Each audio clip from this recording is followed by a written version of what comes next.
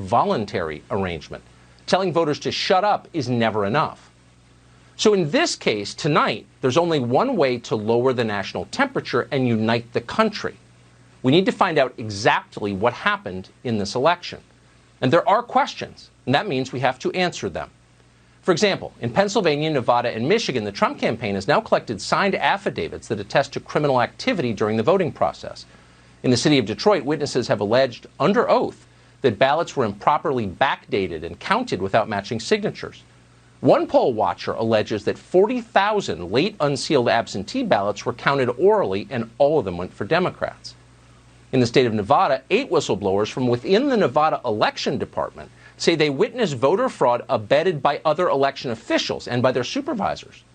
According to one affidavit, a poll worker saw people bringing handfuls of ballots to a Biden-Harris campaign van. Those ballots were then filled out at the van, placed in return envelopes. Eventually, Biden's supporters formed a wall to block outsiders from seeing what they were doing. Meanwhile, according to voting records, people who were not even alive still somehow managed to vote on Tuesday.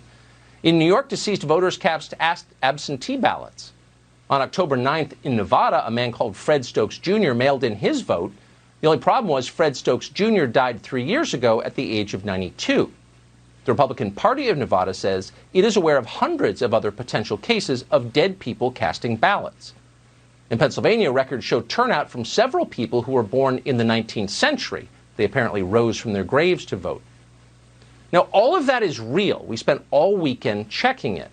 False claims of fraud can be every bit as destructive as the fraud itself, so we need to be careful and responsible, all of us. But what we just told you is true, and there's more of it. Just hours ago in the state of Georgia, an election official admitted that they will find illegal votes and double voters when they check the voter rolls. Let me be perfectly clear on another point.